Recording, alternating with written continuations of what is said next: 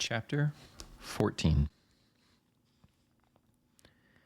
Leonie had little interest in meeting the priest. Still, she had less interest in listening to Amandine prattle on incessantly. When one plans to knock on the doors of damnation, the Duchess had said, should they not at least seek he who has the key?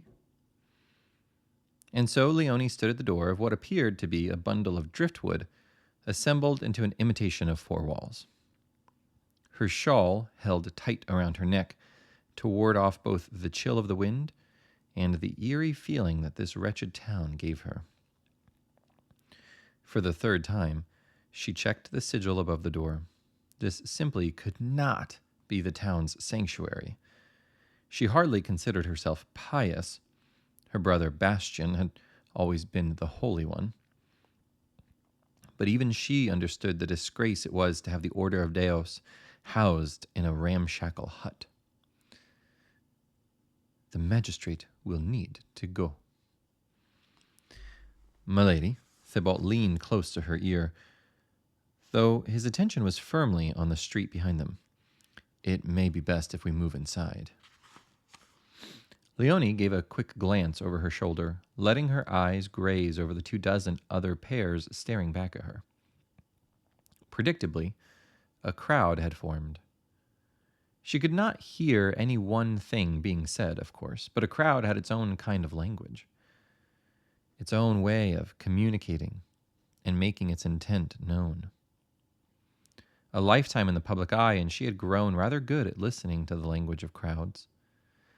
This particular bit of rabble was not dangerous, or not yet. There was confusion and fear mixed with awe. Is that really the princess? Here? It can't be. And so on. Princess. Leonie sighed, checked the sigil one last time. On with it, Captain. Lest I have to stand an evening of tireless bickering from the Duchess. Thibault, his nose red from the cold, opened the sanctuary door. He stepped in quickly, announcing Leonie as he went. Arise for the Princess of Trevellar, jewel of Terras Regis, and daughter of the High King, Princess Leonie Baudelaire. At the last, the captain stepped aside and bowed, clearing the way for Leonie. She cringed as she stepped from cobblestone sidewalk to creaky floorboards, each dirtied with traffic and age. The room, for Leonie refused to think of it as a sanctuary, was cramped, a feeling made worse by the small benches crowding most of the floor. To the side, the hearth burned high enough that Leonie felt compelled to unwrap her shawl, lest sweat break out along her neck. An elderly priest stoked the fire, his knobby hands shaking as they worked a long iron poker. He turned toward her, bowing, so she stared at the top of his wrinkled head. A bow is something, at least, Leonie thought. Priests were, to Leonie's utter annoyance, not required to observe the formalities of court. There was a pretense of being above the muck and mire of state politics, the order divorced from the fetters of mortal life. They did not need to bow or pay taxes, nor sow or reap in the fields. Supposedly, they need not pay heed to any authority but Deos. But it was all a sham, like those illusions they called miracles. Leonie's father enjoyed their privilege about as much as Leonie did, though he had chosen to keep the peace. He had little choice, for it was within the rights of the high priest to revoke the maker's favor from the Baudelaire name and create a vacuum of power at the top of the Trevellarian court. Likewise, the king could stem the flow of gold from the crown's treasury to the order, creating paupers of priests. Each had a knife to the other's throat, the way God ordained. Religion and politics, Leonie thought with a sneer. Have I displeased you already, princess? Leonie blinked, focusing again on the priest, whose brow was furrowed, as if inspecting a suspicious ailment. Not yet, she said, and let us hope you do not plan to. The priest snorted. If I were much for plans, I wouldn't have wound up here of all places. I'd be teaching at one of the coastal abbeys to the north. Discontent is unbecoming from someone wearing the white. She stepped further into the room, away from the heat of the fire. Will you not have to pray prayers of repentance, lest you be unable to intercede for the people of this town? If God were going to shy away from a bickering old man, he'd have done it by now. Besides, this town hardly cares if it is interceded for. He waved his hand around the empty room. You've interrupted the noonday gathering, though it would seem our pious patrons do not mind. Leonie considered the priest. She had known dozens of them throughout her life, tutors mostly, educating her on Trevlarian history and the importance of maintaining her virtue. They were stuffy, old men, every one of them. White-robed skeletons with desire tucking at the corner of their eyes, wanting the power which came with nearness to the crown. This priest was old and stuffy as well, but his eyes appeared indifferent, apathetic. I have been taught that Deus demands his subjects to be content, whatever their lot in life, no? Yet you stand here longing for a comfortable abbey. The opposite of contentment isn't complaining, Your Highness. Then what is? Hunger. Something about the way he said the word, the way he drew out the last syllable, made Leonie's face flush. She felt like a child again, a tutor calling out a fatal error. And you hunger for what, then? A comfortable abbey with the smell of salt water upon the air? He chuckled. Rest assured, Princess, I am content. More or less, anyway. Only occasionally do I dwell upon my sorry lot in life, and even then is but a brief foray into depression and self-flagellation. Nothing to be concerned about. But please, you've not come to listen to the mutterings of an old man. In fact, please forgive my frankness, but I can't imagine why you've come at all. To this town, or to your sanctuary? Yes. Leonie said nothing as she turned her attention upward. The rafters were visible above, thin strips of daylight slipping through the roof slats. Candles burned near the dais, illuminating a small plate of half-eaten bread and cheese. Forgive me, the priest said when he saw where her gaze lay. Your guards only notified me minutes before you arrived. I was eating lunch.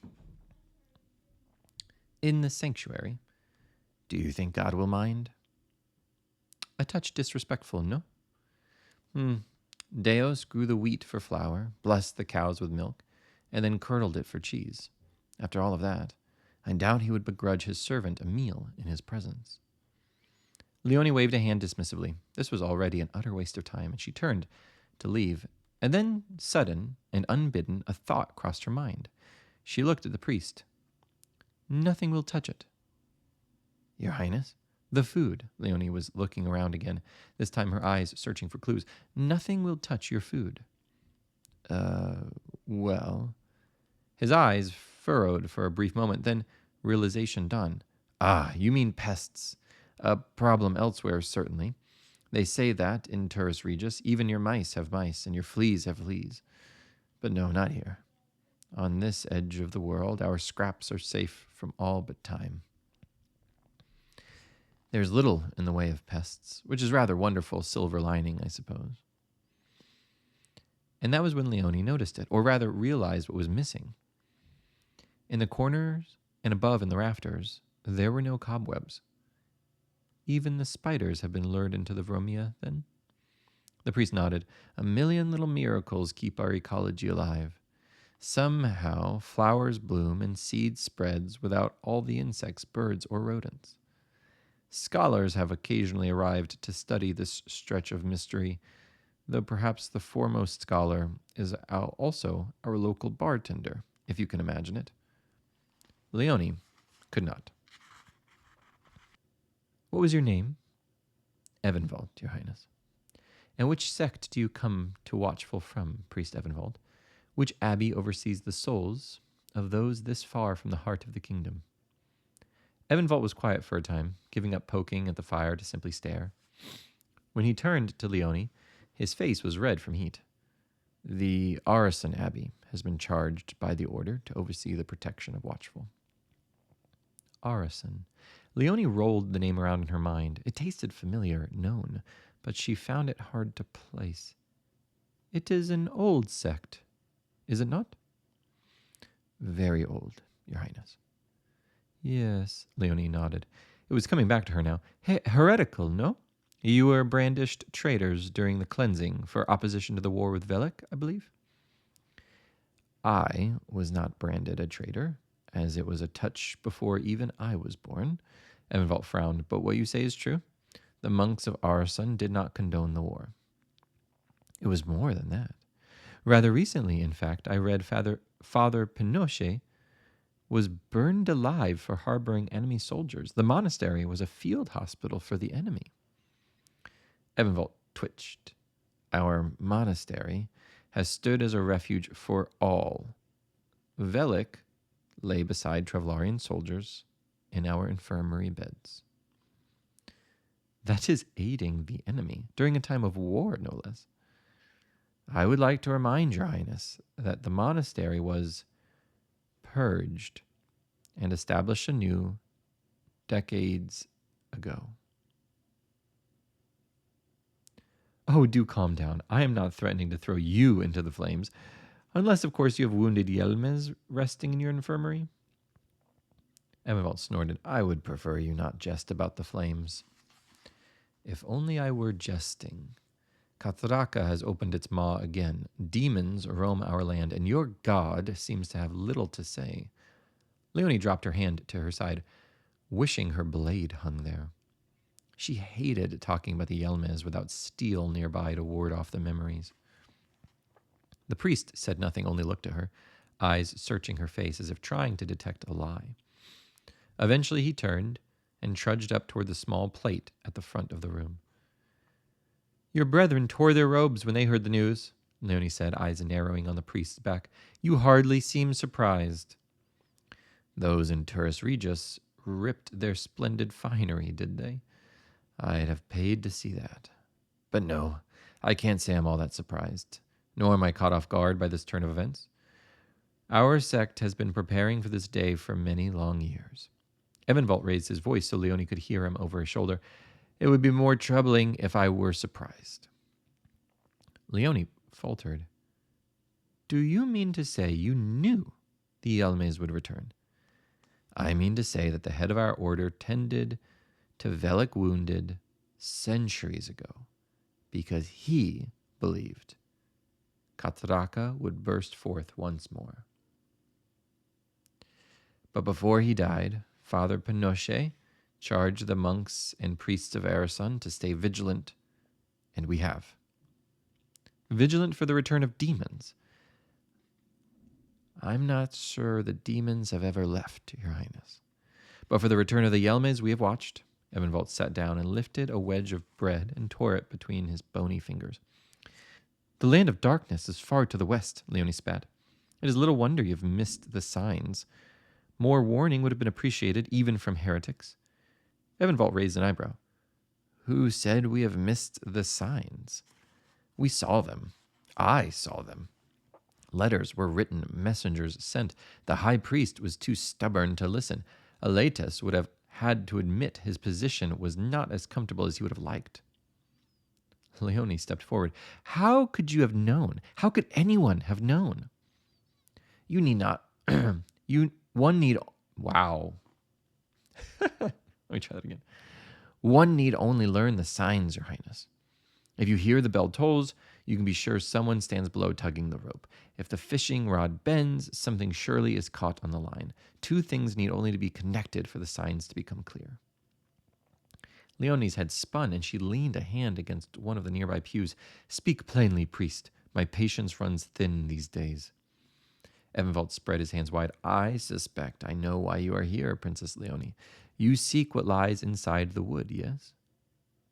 Leonie stared at him. She said nothing, could say nothing. How could this decrepit old man, priest or no, know so much? The power inside the Romia is contained, but only barely. After 1,000 years, it has nearly worn its fetters down. My sect has sensed this. and they dispatched me here to watch and wait. And why you? What could you possibly do against such power? Do? Very little. I'm simply gifted at seeing connections. It is my sad lot in life, and the ancient one is tied to Cataraka, a deep link formed long ago when Trevelar was but a budding collection of villages warring over half-dug wells. The nearer this power has come to breaking free of its chains, the more tumultuous the Yelmes must be growing. Leonie sat down, though a part of her mind knew it would take her maids all afternoon to get the dust and dirt from the butt of her gown. Then you know what I seek, whom I seek. Evenvold nodded. Though, to be sure, I expected to see the Yelmes at our foothills before the crown. With that in mind, this is rather fond surprise. The Yelmes are not far behind. The priest's shoulders slumped visibly. Well then, I suppose I have another letter to write to my brethren. Letters! Leonie waved her hand. All anyone wants to do is send letters, demand support, talk their way out of the end of the kingdom. Evenvold pulled free more of his bread and said nothing. I am here because I plan on doing.